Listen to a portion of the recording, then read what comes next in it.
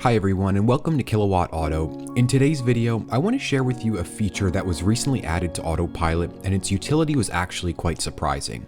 So for bookkeeping purposes, this is a 2020 dual motor long range Tesla Model 3 with full self-driving. And in this video, we are running software version 2020.44.10.1. So my plan for today's video is to illustrate this new feature which involves traffic light response, as well as provide some commentary on Autosteer on back roads. As always, I'll attempt to provide an unbiased review of full self-driving's current state, and will be including the points during today's drive that the system failed or I had to take over.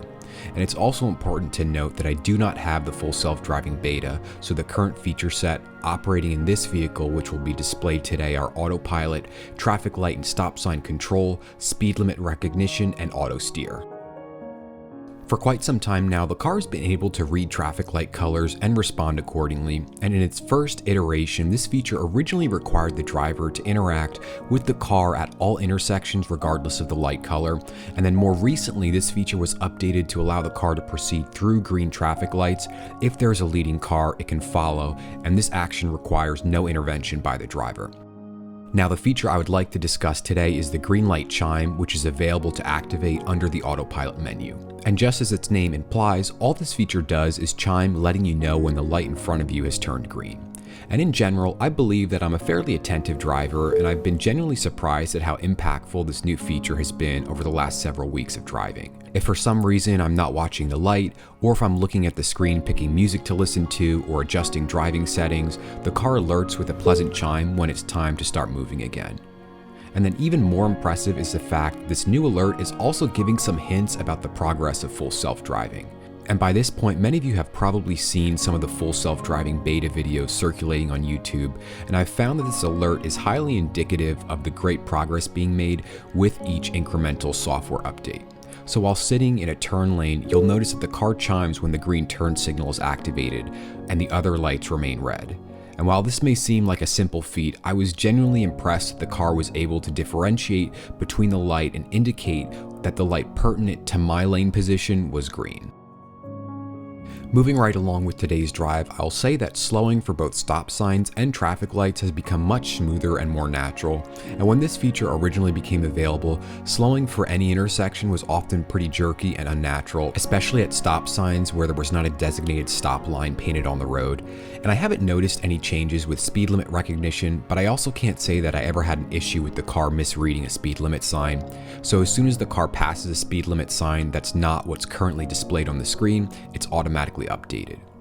Now, in keeping with my unbiased approach, I'm going to include some clips where the car did have a hard time using auto steer today, and in most cases the car tends to have a really difficult time anytime it loses sight of the lane lines. And in this first example, you can see that due to the curvature of the road and the pitch of the car, it loses sight of where it needs to be turning, which forces me to grab the wheel. And these types of driving situations don't happen often, but they do highlight the importance that this system still requires some training. As a result, it further underscores the fact that the driver must be engaged and ready to take over at a moment's notice when using any of Tesla's self-driving features. This last example is a bit unusual as we wait at the red light, and you can see on the screen the red insignia is alerting me that autopilot is unable to proceed and I'll have to take over. And once again, this is most likely because the car is not able to see any lane lines across the relatively wide intersection due to the pitch of the road. However, giving the car the benefit of the doubt, I will indicate the car should proceed once the light turns green, and it does eventually pick up the lane lines while crossing the intersection. And then even more interesting, this next stretch of the road doesn't have any lane lines whatsoever, and usually it won't even allow me to activate auto steer while I'm driving on it. However, today it proceeds down the road, and you can see it does struggle a little bit when the road opens up with finding the correct lane. And I'm not sure if this is a glitch and auto steer should have turned off at this point, but it was definitely interesting to see how the car performed without any lines on the road. But this is actually going to bring us to the end of today's video. If you made it this far, perhaps it deserves a like, and if you'd like to see more videos like this one, check out my playlist titled The Road to Full Self-Driving, which I'll link in the description down below. If you'd like to follow my car's progress to full self-driving, be sure to subscribe so you don't miss my next video. And as always, thank you so much for watching, and I'll see you in the next one.